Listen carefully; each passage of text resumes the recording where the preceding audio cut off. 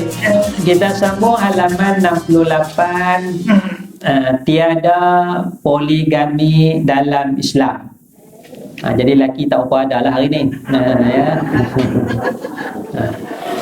Jadi ini salah satu pemikiran liberal, ya, pemikiran yang salah, ya, pemikiran yang salah. Sebab apa salah? Sebab keharusan poligami itu ada di dalam Al-Quran dan ada di dalam hadis Rasulullah sallallahu alaihi wasallam. Assalamualaikum warahmatullahi wabarakatuh. Alhamdulillahi rabbil alamin.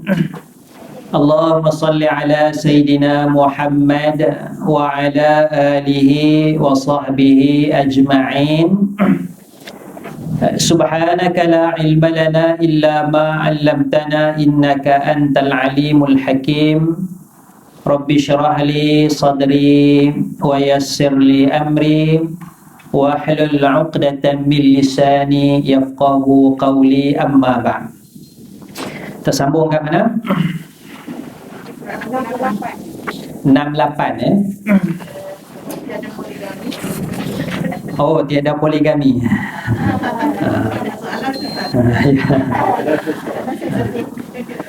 Baik, kita sambung halaman 68.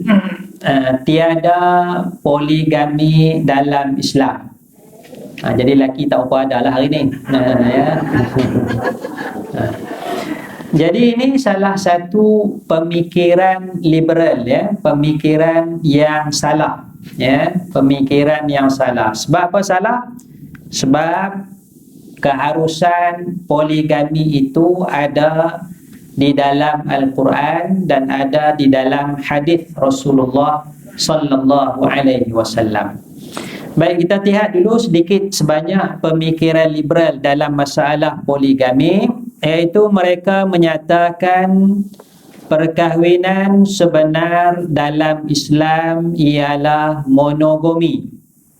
Monogami, mono maknanya satulah, ya, lawan dia poli, ya. Jadi pemikiran liberal berpendapat bahawa perkahwinan sebenar dalam Islam ialah monogami, iaitu satu isteri sahaja. Adapun ini yang banyak berlaku dah, ya, banyak berlakunya monogami lah. Tetapi kita tidak menafikan poligami, ya. Adapun poligami ia dibenarkan pada zaman awal Islam bagi memujuk masyarakat Arab untuk menganut agama Islam. Jadi dalam pemikiran liberal ia hanya dibenarkan, diharuskan pada zaman awal Islam, pada zaman Nabi Muhammad sallallahu alaihi wasallam, ya. Jadi seorang lelaki pada zaman awal Islam, contoh dia mempunyai 10 isteri, lalu dihadkan poligami kepada 4 orang isteri sahaja, ya. Ada riwayat hadis Aqra' bin Habis nama dia. Seorang lelaki Aqra' bin Habis, dia masuk Islam dan dia ada 10 orang isteri. Maka Rasulullah sallallahu alaihi wasallam minta dia pilih 4 orang sahaja untuk kekal sebagai isterinya, kerana Islam hanya membenarkan sekadar 4 sahaja, ya. Jadinya dalam pemikiran liberal ia adalah untuk apa, supaya orang macam Aqra' bin Habis ni kekal dalam Islam. Ya. Jadi kalau Aqra' bin Habis ni dia ada 10 isteri, kalaulah Nabi kata ceraikan 9, tinggal seorang je, agak-agak dia kekal Islam ke baik aku keluar Islam. Mungkin macam tu kan, mungkin, jadi liberal menyatakan tujuan Nabinya hanya sekadar tu je, nak kekalkan Islam tu. Jadi Nabi benarkan juga poligami, cuma bilangan 10 tu terlalu banyak, maka Nabi sallallahu alaihi wasallam menghadkan kepada 4 orang sahaja, ya. Jadi zaman tu je lah, zaman Nabi, zaman sahabat sikit, lepas tu habislah. Jadi sekarang ni, pada zaman sekarang tiada lagi keperluan konteks tersebut, maka poligami adalah haram dan tidak sah, ya. Poligami adalah haram dan tidak sah, ya. Jadi asasnya ialah pemikiran liberal menolak poligami dan pemikiran liberal menganggap bahawa poligami sebagai sesuatu yang haram, ya. Jadi sinilah kita nak melihat bahawa pemikiran sebegini adalah salah, ya. Kalau tak mau poligami tak ada masalah. Tak mau poligami tak ada masalah, tapi mengharamkan poligami itu salah. Ya, itu salah, ya. Seorang perempuan dia tak mau suami dia poligami, ada masalah? Seorang perempuan dia tak mau suami dia berpoligami, ada masalah? Tak ada masalah. Bukan mengharamkan. Bukan mengharamkan. Ya. Tapi suami tanya pasal apa? Pasal abang dah suami saya. Kalau orang lain saya tak kisah. Tak nak kongsi. Tok Imam nak kahwin 3, 4 ikut Tok Imam lah kan. Tapi suami saya tak bagilah. Poligami ada, poligami tak haram. Cuma saya tak bagi je. Ada masalah? Tak ada masalah. Dari sudut syarak tak ada masalah. Suami tu ada masalah lah, pening kepala. Suami tu ada masalah kan, macam mana nak selesai masalah ni, itu je lah. Tapi kita tak kira yang tu, kita nak kira syarak. Dari sudut syariatnya tu, sebab ini bersangkut soal iman kita, soal dosa dengan pahala, ya. Baik, di sini kita nak melihat dari sudut Islamnya keharusan poligami. Muka surat 69. Keharusan poligami sabit dalam nas Al-Quran. Alhamdulillah kita mula awal ni. Dah pukul 10 tu tak datang ini. Rahmat. Ada lagi tak buku? Siapa yang belum ada buku lagi kat belakang ada lagi tak? Ada stok lagi tak? 2-3 ada. Siapa yang belum ada buku boleh tengok di belakang. Keharusan poligami sabit iaitu firman Allah, a'udzubillahi minasyaitonirrajim, wa in khiftum alla tuqsitu fil yatama fankihu ma taba lakum minan nisa masna wa sulasa wa ruba'. Jadi awal ayat Allah Ta'ala benarkan berkahwin dengan anak yatim. Awal ayat 2. Ni ayat 3 Ni ayat 3. Yang tulis dalam buku ni ayat 3. Sebelum tu ayat 2 Allah benarkan kahwin dengan anak yatim. Cumanya kalau kamu bimbang, fa in khiftum alla tuqsitu fil yatama, maka dan jika kamu bimbang tidak dapat berlaku adil terhadap wanita anak yatim, dia dah tak ada keluarga, kamu bimbang, kamu makan harta anak yatim dan sebagainya, kamu nak rampas harta dia dan sebagainya kerana dia anak yatim, dengan cara mengahwini anak yatim itu. Baik, maka fankihu ma tabalakum minan nisa masna wa sulasa wa ruba', maka bernikahlah kamu wahai lelaki apa yang kamu senangi daripada wanita yang kamu suka, masna 2, wa sulasa 3, wa ruba'a 4. 2, 3 dan 4. Kemudian fa in khiftum alla ta'dilu fawahidatan, maka jika kamu bimbang tidak berlaku adil, kalau kahwin 2 atau 3 atau 4 bimbang berlaku tidak adil, fawahidatan, maka bernikahlah dengan seorang wanita sahaja. Jadi 2, 3, 4 poligami, 1 monogami, monogami. Baik. Jadi sini dalam pemikiran liberal bahawa ayat poligami ini dikaitkan dengan sifat adil. Dikaitkan dengan sifat adil. Oleh kerana tidak mampu berlaku adil, maka mestilah dihadkan kepada monogami sahaja. Sebab nas Quran kait dengan sifat adil. Adil tu tak mampu dilaksanakan, maka monogami sahaja. Dia ambil ayat akhir tu, fa in khiftum alla ta'dilu fawahidah, kalau kamu bimbang tidak berlaku adil, maka kahwinlah seorang. Agak-agak suami lelaki yang nak kahwin dua ni, agak-agak dia yakin tak dia boleh berlaku adil?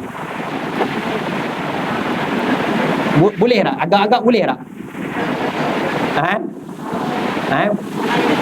Rasanya tak adil, susah kan? Susah. Seorang pun tak layan kan? Seorang pun tak berapa mampu, tambahlah dua, tambahlah tiga. Okey? Jadi kebimbangan tu menyekat, maknanya tak boleh poligami. Hanya itu kata, kalau fahaman kita, fahaman para ulama, ya, poligami itu halal. Tapi kalau tak berlaku adil, bimbang, jangan poligami. Bukan poligami itu haram. Ya. Macam kita lah, kita korban. Kita korban, daging korban kita makan. Tetapi dengan faktor umur kita, kalau makan daging lebih, pening kepala, darah tinggi. Ya, jadi kita makan banyak kan makan sikit. Adakah haram kita makan daging korban? Tak haram. Kita makan je.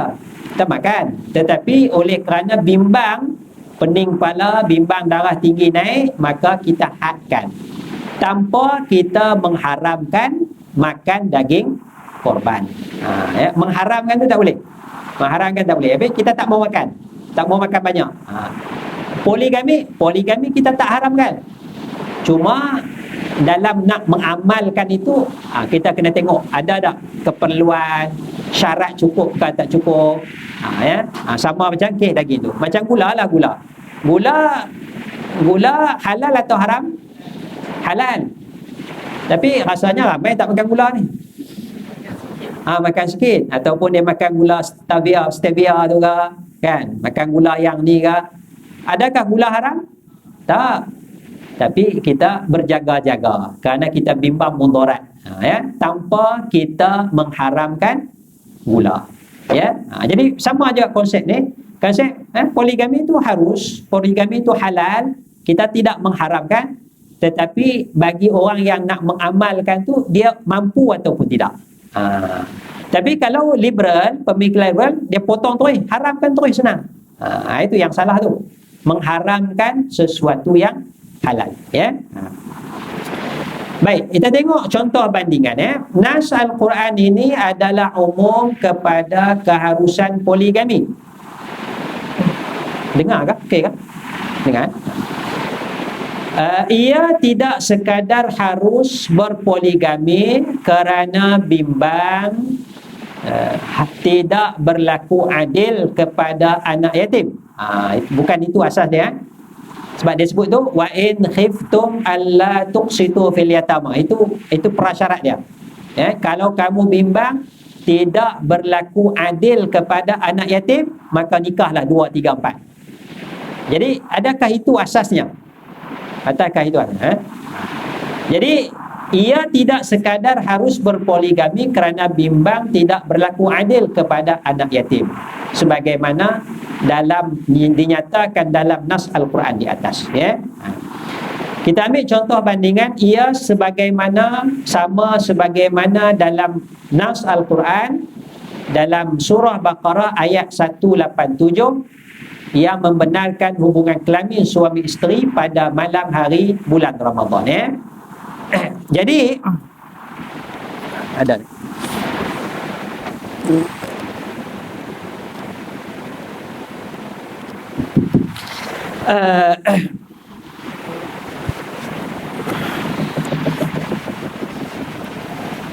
ayat 187.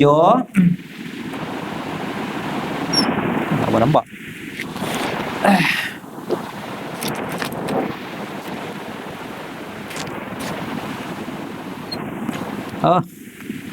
Semua dah kelabu dah.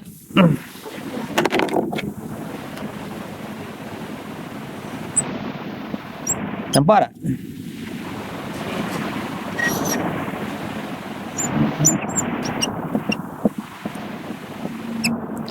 Kamera tak masuk tu, tak nampak.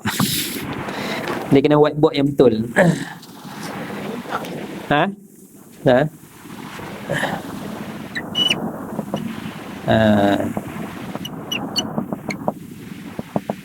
Baik, ayat 187, uhilla lakum lailatas siyamir rafasu ila nisaikum, dihalalkan bagi kamu suami, bagi kamu wahai suami, malam hari bulan Ramadan. Malam hari bulan Ramadan ar-rafas, untuk bersama dengan isteri kamu, hubungan kelamin. Antara suami dengan isteri. Malam hari bulan Ramadan. Siang puasa, siang memang tak boleh dah. Malam asalnya tak boleh. Maknanya sebulan tu kena puasa siang malam suami isteri.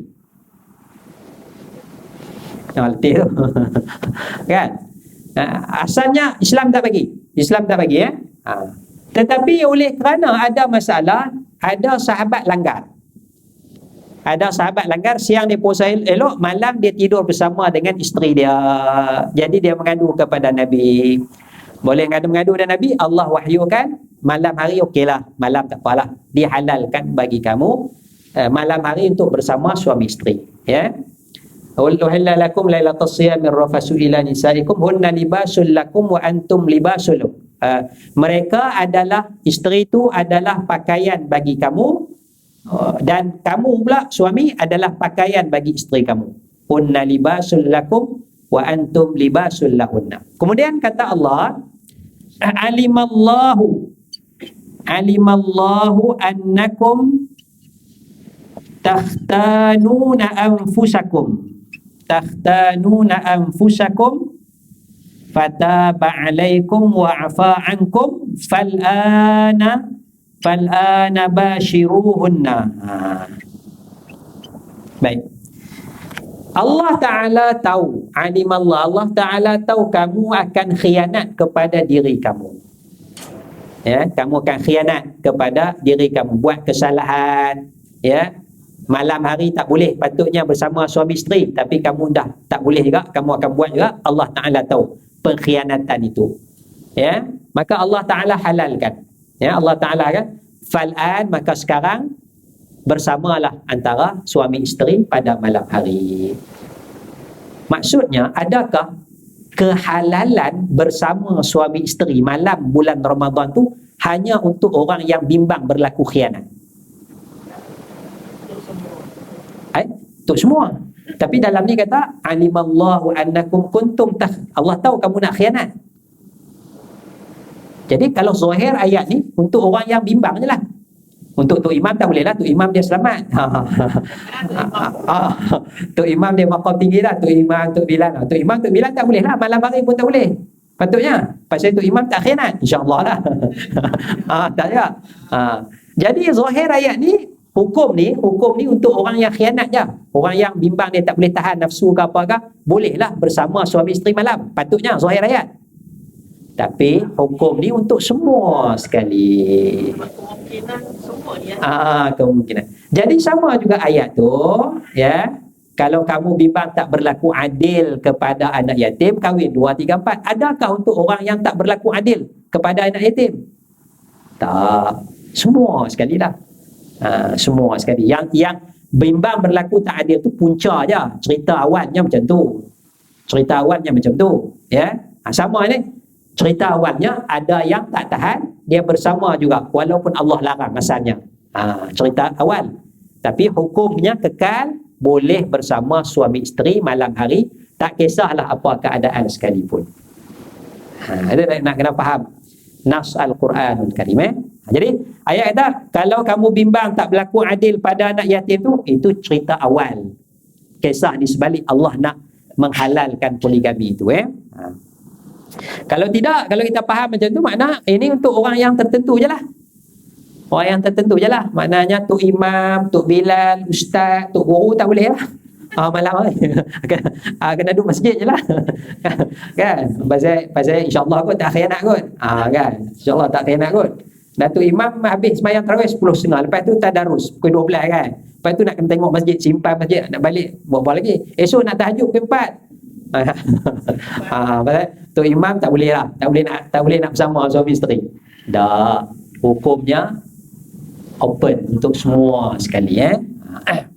Itu cara kita nak faham nas Al-Quranul Karim. Keharusan ini datang tidak terhad kepada insan yang bimbang khianat akan dirinya.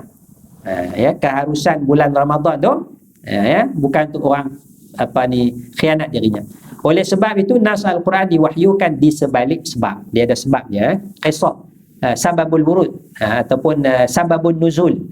Istilah tepatnya sabab nuzul. Sebab sesuatu ayat itu diwahyukan. Tapi sebab itu tidak mengikat hukum itu. Sebab tu tidak mengikat hukum tu. Hukum tu kekal.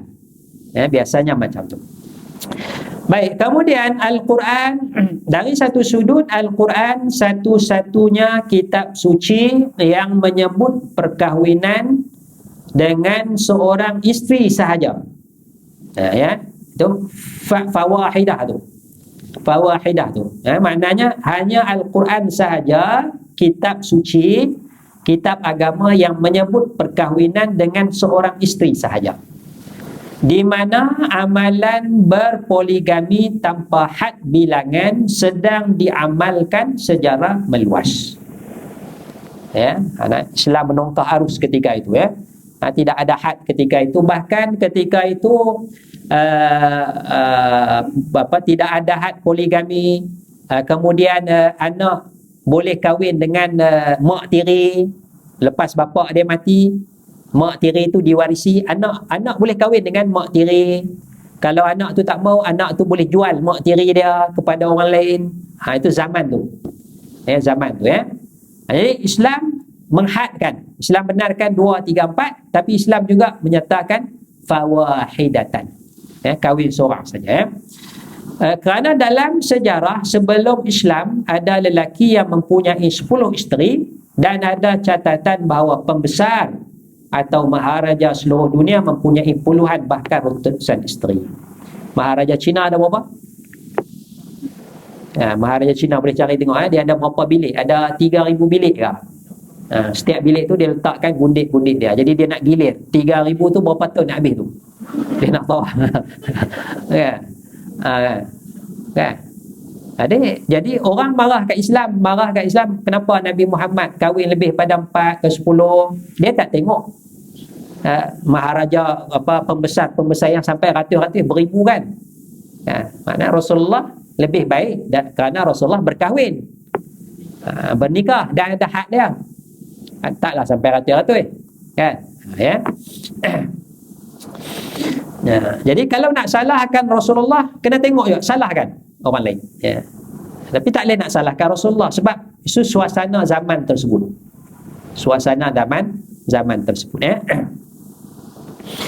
Kemudian Islam membenarkan poligami jika lelaki dapat berlaku adil antara para isterinya. Itu syarat. Tapi syarat ni tidaklah kita kata menjadikan tidak sah.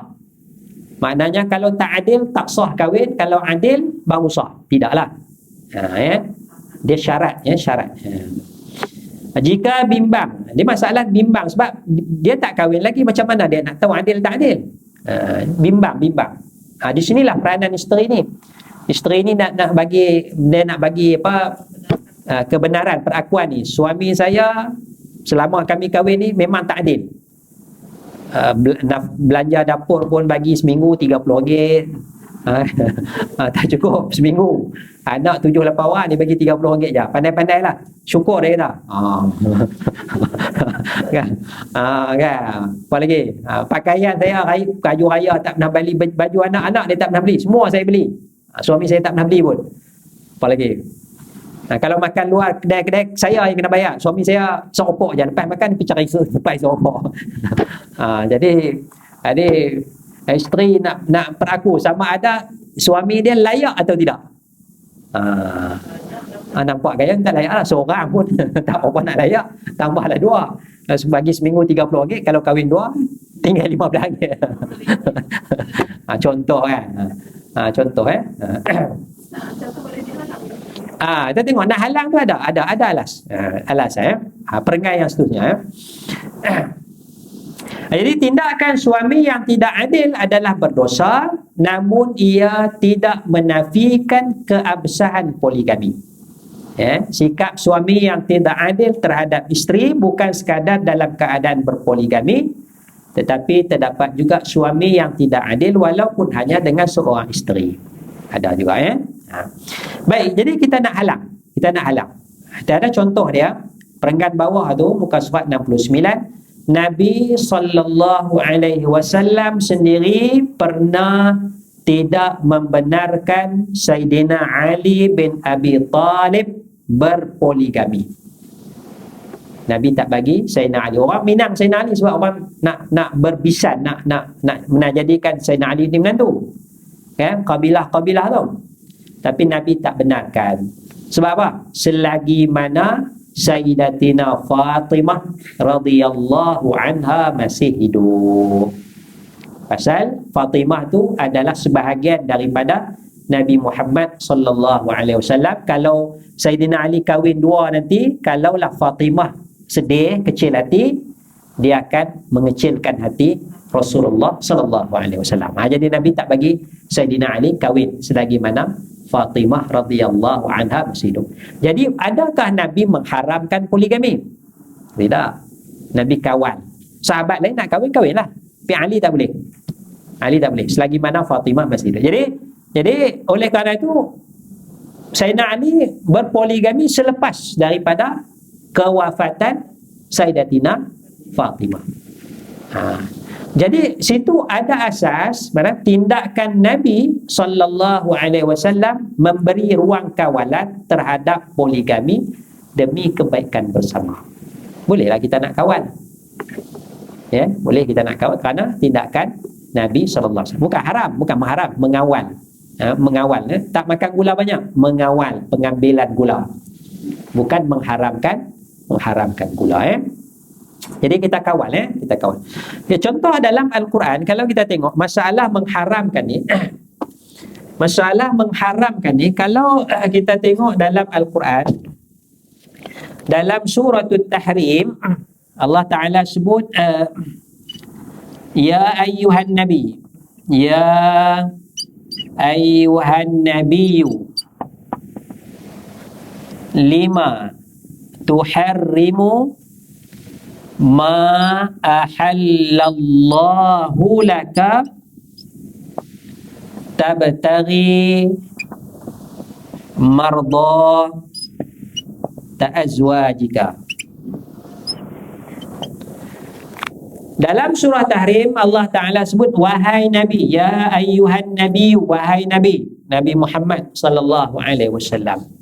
Lima, mengapa tuharrimu, engkau mengharamkan. Nabi mengharamkan.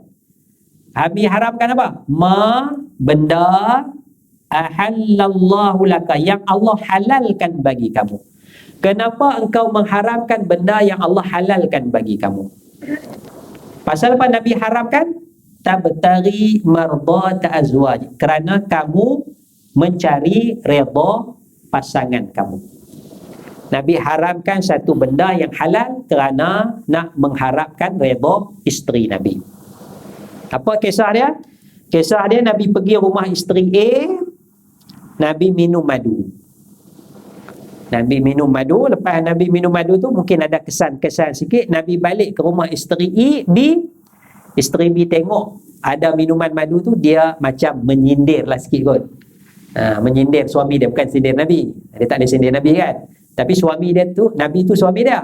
Dia rumah tangga kan biasalah. Jadi boleh kerana dia menyindir Nabi Muhammad sallallahu alaihi wasallam dalam masalah minuman madu ni, Nabi pula malas nak bertekak panjang. Maka Nabi mengambil keputusan mengharamkan minuman madu. Mengharamkan tu. Mengharamkan tu Allah Ta'ala tegur tu. Wahai Nabi, kenapa engkau mengharamkan benda yang Allah halalkan bagi kamu? Semata-mata nak mendapatkan redha isteri kamu. Nak jaga hati isteri. Tak boleh. Halal kena kata halal. Tak mau minum madu tak apa. Kalau Rasulullah kata aku tak mau minum madu, tak apa. Rasulullah mengharamkan. Itu yang salah. Salah dengan prinsip. Itu ayat ni mengajar kepada kita tidak boleh mengharamkan benda halal. Tak mau buat tak apa. Ya, jadi kisah dia minuman madu. Bagaimana kalau bermadu?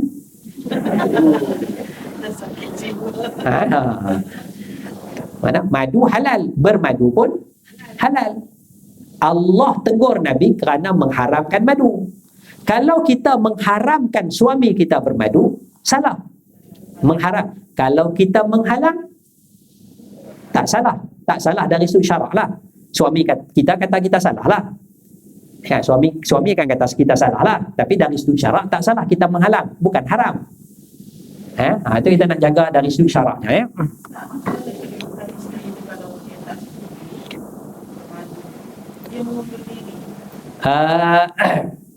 Dia tak bersetuju dan dia nak mengundur diri daripada perkahwinan itu, ya. Dia tak bersetuju, suami dia nak kahwin, suami dia tengah-tengah tak boleh nak kata apa dah. Tak boleh nak kata apa dah. Kan? Tak boleh nak kata apa kan? Jadi kita tengoklah, mana sebagai isteri kita tengok ada mudarat ataupun tidak. Aku kalau kekal dalam rumah tangga ni mudarat. Mudarat, maknanya kita mudarat, minta pindah rumah nama kita, suami tak bagi. Minta pindah kereta nama kita ada 2 buah, minta pindah sebuah, suami tak bagi.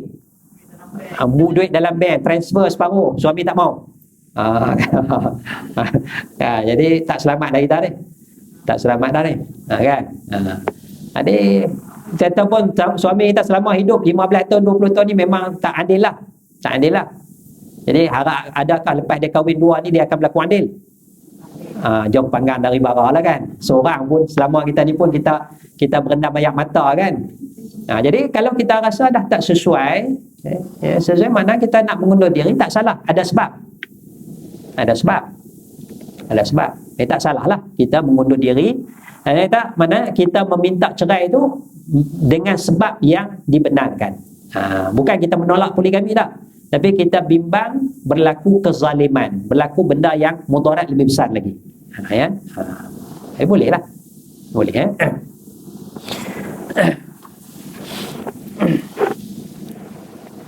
Baik, jadi muka surat 70, poligami wajar dikawal bagi menilai kemampuan, ya. Kawalan tu. Tengoklah kawalan tu macam mana keadaan dia dan sebagainya. Baik, pemikiran liberal Islam menentang poligami walaupun atas nama agama, atas nama perkahwinan. Ya. Sebaliknya, pemikiran liberal tidak menentang perzinaan atas nama kebebasan. Ya. Ada istilah sekarang ni apa? Istilah apa? Swinger. Carilah tu, cari makna dia tu. Istilah dia swing, dia ayunnya swing. Swingers. Ya, istilah dia hot wife. Ini semua zina ni. Hot wife makna apa?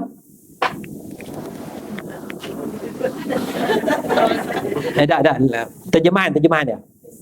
Isteri panas, ya. Tapi dalam istilah orang yang berzina ni, hot wife ni maknanya dia tukar-tukar pasangan. Tak menikah, tak. Dia ada suami, isteri. Suami ni berzina dengan isteri orang, isteri dia berzina dengan suami orang tu. Bertukar-tukar. Atas suka sama suka. So dia tak ada iri hati, dia tak ada dengki dah. Pasal aku tidur dengan isteri kamu, kamu tidur dengan isteri aku. Dia swing. Dia swing. Jadi suka sama suka. Jadi orang yang ada pemikiran liberal, dia tak nak poligami, tolak. Tapi yang ni okey. Bagi dia okey. Pasal suka sama suka. Adil lah pasal tukar sama suka kan. Itu sedangkan itu zina. Ya, tukar perkara zina, ya. Jadi mana lebih baik daripada kita berada dalam keadaan berzina ataupun berkahwin cara halal. Ya, ada nak tengok kan. Tapi kalau pemikiran kita dijajah oleh pemikiran liberal kan dia akan tafsirkan bahawa ada zina haram, ada zina halal. Ya, ada zina haram, ada zina halal, ya. Jadi dia tolak perkahwinan tu, perkahwinan poligami, tapi dia tidak menentang perzinaan, ya. Ini satu yang mana zina tu disebut dalam Quran fahisyah sebagai satu perkara yang keji, ya. Kemudian kawalan kepada amalan poligami ada kebaikan. Ya, kawalan bagi menilai kemampuan keuangan seorang lelaki, menilai akhlak dan sebagainya. Ya, mengawal, bukan mengharamkan, mengawal. Mengawal, ya. Sebab tu mahkamah dia bagi izin tu bukan berdasarkan izin isteri. Mahkamah yang akan buat keputusan. Tapi dia ambil input lah daripada isteri tu, sama ada nak bagi kebenaran ataupun tidak. Kebenaran daripada mahkamah. Kalau isteri bagi tapi mahkamah tak bagi juga kot, asalnya lah. Kalau isteri tak bagi kebenaran tapi mahkamah rasa boleh, mahkamah akan bagi kebenaran. Tengok keadaan lah. Jadi maksudnya lah kawalan. Kawalan. Jadi saya ingat undang-undang kita tu dia dah jaga elok, dia tidak mengharamkan poligami. Ada setengah negara dia mengharamkan poligami. Setengah negara Islam juga mengharamkan poligami. Tapi dalam negara kita tidak mengharamkan tapi mengawal. Mengawal untuk maslahah yang lebih besar. Ya, kalau tak kawal, kahwin lepas tu ialah kahwin kan mudah. Kahwin kan mudah. Kahwin 2, lepas tu 2-3 bulan cerai. Lepas tu lelaki ni kahwin pula dengan perempuan lain, cerai, kahwin cerai. Maknanya kalau tak kawal tu, boleh kahwin puluh-puluh orang. Kan? Boleh. Kesan dia. Maknanya kahwin tu dapat anak. Kesan dia tu, kan? Itu nak jaga benda tu. Maknanya ada lelaki dia nak seronok je. Dia nak seronok, nak puaskan nafsu dia semata-mata, ya. Jadi kesan dia mudarat. Jadi walau bagaimanapun kawalan ini tidak seharusnya sampai ke tahap mengharamkan atau menjadikan poligami sebagai satu jenayah. Ada tempat dijadikan jenayah, kahwin 2. Boleh didakwa di mahkamah, ya. Kawalan ini tidak seharusnya, kawalan terhadap poligami tidak seharusnya menjadikan umat Islam redha dengan amalan zina. Daripada aku kahwin, baik aku zina. Ya. Jadi zina lagi senang daripada poligami. Sebab poligami dia datang dengan tanggungjawab. Kalau zina tak ada tanggungjawab. Tinggal, maknanya kalau pelacur tu sekejap je, 2 jam selesai, bayar duit, habis. Kan esok cari pelacur lain pula. Jadi kalau poligami, nak kena bagi nafkah rumah, nak kena bagi nafkah pakaian, belanja dapur, susah, berat. Jadi kalaulah kita menghalang poligami, mengawal poligami sehingga orang Islam kata baik zina je, cari pelacur je senang. Itu maknanya satu yang tak betul lah. Ya. Dia orang Islam tu pun salah juga, laki yang itu. Habis macam mana kita nak mengawal supaya jangan ada anggapan berzina lebih baik daripada berpoligami, ya. Susah sikitlah. Susah, ya.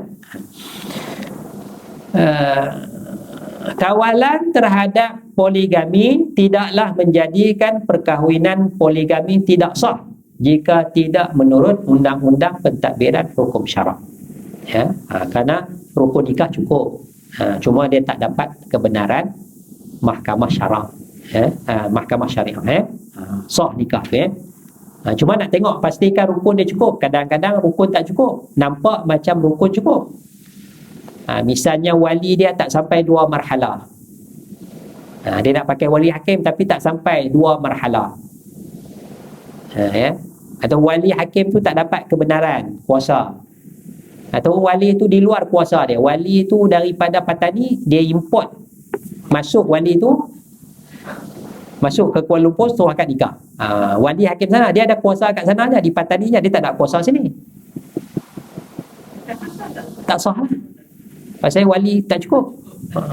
Tak ikut syarat. Wali hakim tak ada kuasa di sini, dia kuasa di sana, dia beri kuasa di sana, dalam kawasan dia. Ya. Itu semua tu nak kena tengok elok, ya. Baik. Kata Syekh Mahmud Shaltut rahimahullahu ta'ala, ya.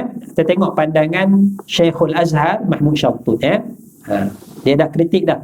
Lama dah, tahun 70-an 60-an, ya. Dan daripada perkara yang paling ajaib apa yang diistimbatkan, diistimbat, diekstrak keluar, diekstrak keluar daripada ayat 3, ayat 129 surah An-Nisa ni, dua ayat ni, ialah ia menunjukkan poligami tidak disyariatkan. Ada orang yang baca ayat Quran surah An-Nisa ayat 3 dan surah An-Nisa ayat 129, mereka faham poligami tidak disyariatkan, tidak dibenarkan, dengan hujah bahawa keadilan dijadikan syarat pada ayat pertama, ayat 3 tu, fa in khiftum alla ta'dilu tu. Sedangkan ayat kedua, iaitu ayat 129 surah Nisa tu, menyatakan bahawa keadilan tidak mampu dicapai. Oleh hal yang demikian, makna kedua-dua ayat ini menerangkan poligami diharuskan dengan syarat adil. Manakala adil tidak mampu dicapai, maka tiada keharusan poligami. Ini pandangan Syekh Mahmud Syatut terhadap orang yang berpendapat poligami tidak harus. Dia kata itu paling ajaib, orang paling ajaib buat istinbat tu. Maknanya salah lah. Orang istinbat yang faham macam tu salah. Salah. Dia tidak faham nas Al-Quran, tidak faham hadis Rasulullah sallallahu alaihi wasallam, dan jelas bahawa ini abasun bi ayatillah, bermain-main, satu benda yang tak betul dengan ayat Allah, bermain-main dengan nas Al-Quranul Karim. Bukan begitu cara faham di kalangan para ulama. Jadi ayat 129 kata keadilan, kamu tak mampu nak berlaku adil tu, keadilan yang macam mana? Keadilan yang dituntut dalam poligami ialah kecenderungan tu kan ni, kasih sayang, kehidupan bersama dan pembahagian giliran antar isteri. Juga ditafsirkan adil dalam aspek mahar dan nafkah. Maknanya dari sudut zahir. Rasanya salah ni. Tak apa tepat sikit. Dari sudut zahir, keadilan yang dituntut ialah keadilan dari sudut zahir. Misalnya bagi nafkah, misalnya giliran bersama. Kalau 2 malam, 2 malam, 1 malam, semalam, 3 malam, 3 malam. Itu kalau 2 lah. Kalau 3, 2, 2, 2, 1, 1, 1, ikutlah. Macam mana nak buat tu? Kalau 4, ada, dia tak kisah. 1, 1, 1, 1. Lepas tu ulang balik. Rotation dia tu 1, 1, 1, 1. Kalau 2, 2, 2, 2, 2, 2. 8 hari baru habis satu rotation. Ulang balik. Dia tak kisah. Dia bukan kena seminggu tu kena bahagi 4 tak. Kita ikutlah nak buat satu hari ke, 2 hari, 2 hari, 2 hari, 2 hari ke. Kalau 4 lah. Kita ambil 2 lah, senang 2. Kalau 2 orang, 2 zahirnya. Kalau yang ni bagi 100, yang ni bagi 100. Bagi 200, bagi 200. Itu letih sikit tu. Selama ni bagi 100 je, boleh simpan dah. Ni 100, yang tu nak kena. Kalau yang ni beli ayam, pergi rumah ni beli ayam. Rumah sana pun nak kena beli ayam. Ayam pula mahal.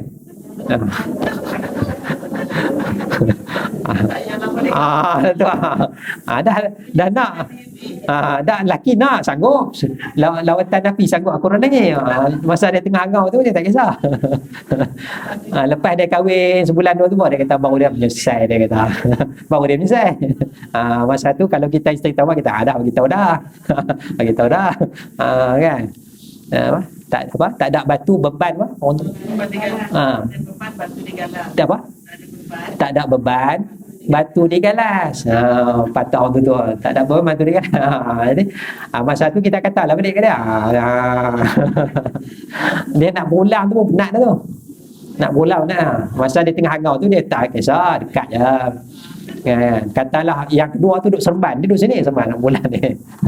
Letih tu. Tak ada beban, batu digalas. Masa tu kita pulang batu pulang paku buah keran. Tapi yang dalaman tu tak apa. Yang dalaman tu kita beda. Lebih sayang ini, yang tu tak zahir tak apa. Tak nampak. Tapi yang adil yang dituntut ni ialah zahir. Nafkah, duit, giliran bersama, Kalau yang ni pergi cuti, yang ni pula kena buat cuti. Tak boleh lah pergi cuti. Yang bawa yang kedua pergi cuti, yang pertama tak kata bawa. Kalau bawa yang pertama, yang kedua takkan bawa. Dia kena adil lah. Adil. Maknanya cuti lagi banyak kena ambil lah. Kalau masih kerja kena ambil cuti lah banyak. Duit cuti lagi banyak. Dan kalau sanggup silakan. Baik, kemudian hari ini kita baca sikit-sikit, yang lain tu boleh baca. Hari ini pelanggan pelacur lebih mudah berbanding poligami. Pelacuran lebih menyeronokkan kerana dapat bertukar-tukar pelacur. Poligami datang dengan tanggungjawab sebagai suami dan isteri. Kalau akal semata-mata, akal kita biasanya lebih suka kepada aktiviti pelacuran berbanding poligami. Sebab tak ada tanggungjawab. Dia cost efektif. Kan? Cost efektif. Tak payah. Pelacur nak kena bawa melancong tak? Tak masuk dalam bilik lah.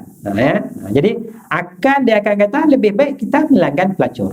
Sebab tu sebelah orang yang kurang iman, yang tak beriman, dia tak ada masalah. Dia tak ada isu nak poligami. Sebab dia pelacur. Dia boleh swingers. Dia boleh tukar-tukar pasangan. Kan? Ada budaya dia 5 to 7. 5 to 7. Negara mana ada 5 to 7? Mana 5 to 7 tu lepas habis waktu pejabat, kalau tak silap, bebas. Suami isteri tu bebas nak cari mana-mana pasangan between 5 to 7. Lepas 7 balik rumah masing-masing, sama dengan pasangan masing-masing. Lepas waktu pejabat tu bebas. Ada budaya macam tu. Jadi dia tak perlu kepada poligami. Tapi maknanya dari Islam benda tu dianggap sebagai zina.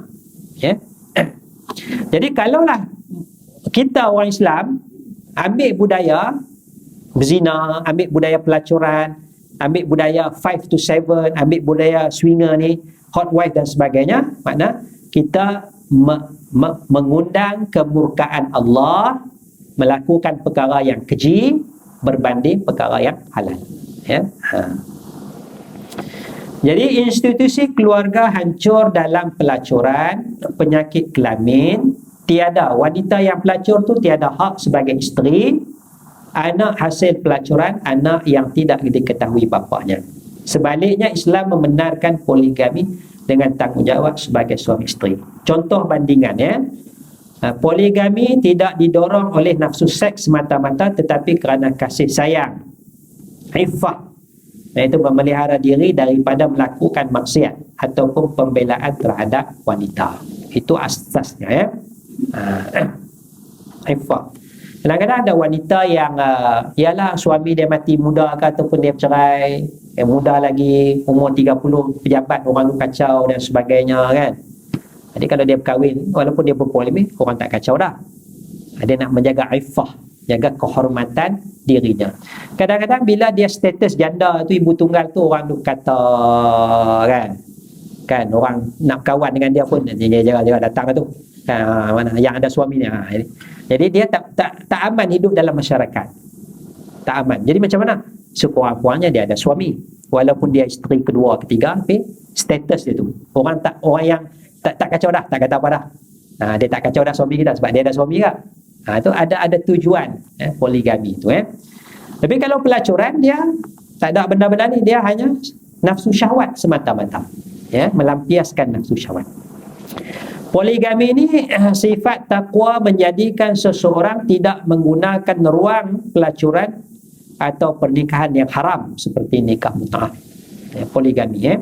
Tapi pelacuran ini mempunyai ruang kepada pelacuran dan seks bebas.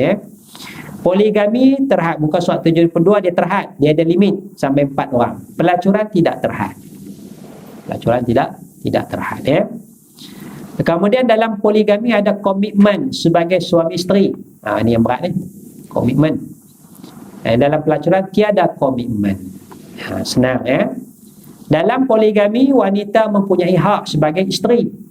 Apa hak isteri? Dapatlah nafkah, rumah, pakaian, makanan, perlindungan dan sebagainya tu dapat. Dalam pelacuran tak ada. Tak ada hak sebagai isteri. Anak hasil poligami ialah anak yang halal dan mempunyai hak sebagai anak. Boleh dibinkan. Dia anak pelacuran adalah anak di luar daripada pernikahan, ya.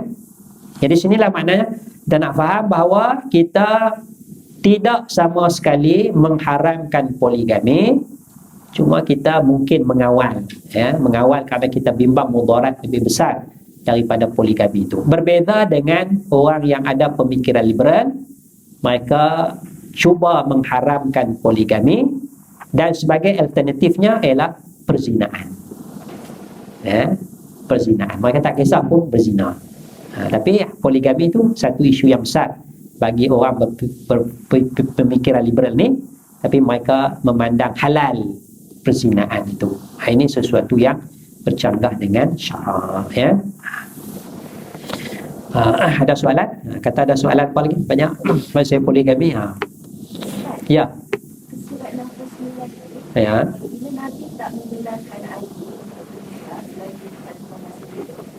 Adakah bermakna poligami itu cuma dibenarkan bila isteri kita meninggal? Baik. Nabi SAW tidak membenarkan Sayyidina Ali berkahwin selagi mana Sayyidatina Fatimah masih hidup, ya. Adakah ini bermakna poligami hanya dibenarkan apabila isteri pertama meninggal dunia? Tidak juga. Tidak juga. Walaupun Nabi SAW berpoligami hanya selepas Khadijah, Sayyidatina Khadijah radhiyallahu anha meninggal dunia. Itu berlaku juga. Tetapi tidak ada nas Al-Quran ataupun hadis yang menyatakan sedemikian rupa.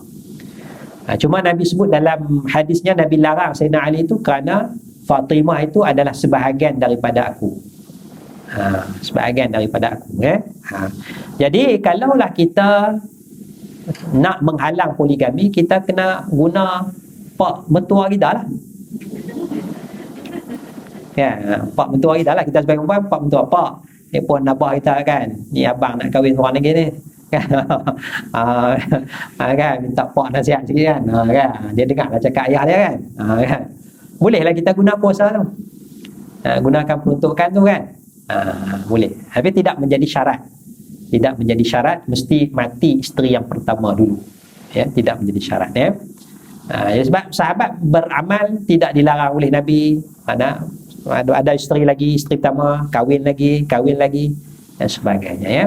Cuma ini case by case kerana Rasulullah rapat dengan Sayyidatina Fatimah radhiyallahu anha. Jadi kalaulah kita rasa kita ada menantu, kita sayang sangat anak perempuan kita ni, kita pun letak syarat, kan, boleh tak kamu janji kamu tak nak kahwin berpoligami selagi mana anak mak ni hidup. Boleh tak kita nak letak syarat itu kan? Dia nak akur ke masa tu, dia janjilah, lepas tu dia tak mengikut lah, wallahu a'lam kan. Maknanya bolehlah kita nak letak sikit syarat tu, ya. Sekadar nak sembah. Rasulullah pernah menghalang Sayyidina Ali berkahwin atas asas tu, tapi bukan mengharamkan, ya. Wallahu a'lam.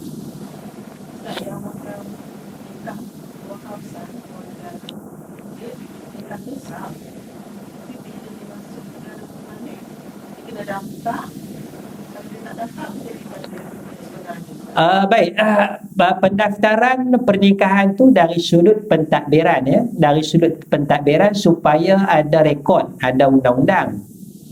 Kalau dia tak daftar dalam negara, tak ada bukti perkahwinan dalam negara, jadi kalau ada anak nanti Jabatan Pendaftaran minta surat pernikahannya nak sebelum nak bin tu, susahlah, susah.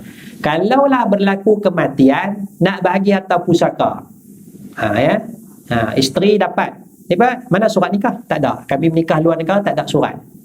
Jadi macam mana mahkamah dia perlu kepada dokumen, kan? Jadi dia tak boleh nak buktikan, yalah awak mengaku, isteri awak mengaku, tapi mana bukti dia? Jadi mahkamah tak boleh nak bantu kita ketika itu. Itu yang berlaku, yang banyak kes berlaku poligami di luar negara tu, yang balik tak daftar tu. Balik tak daftar, jadi zalim kepada isteri yang kedua.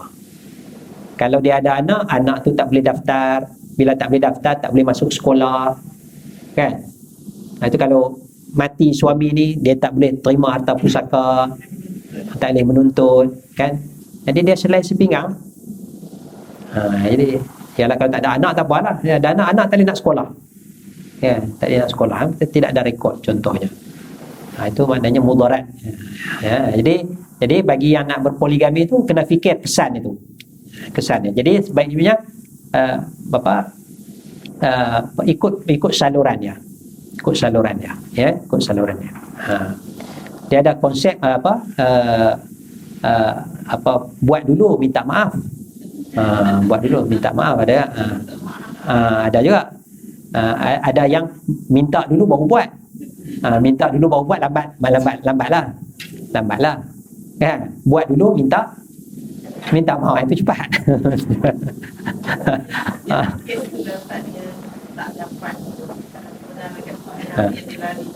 Iyalah, tapi balik kena daftarlah. Balik kena daftarlah. Ya.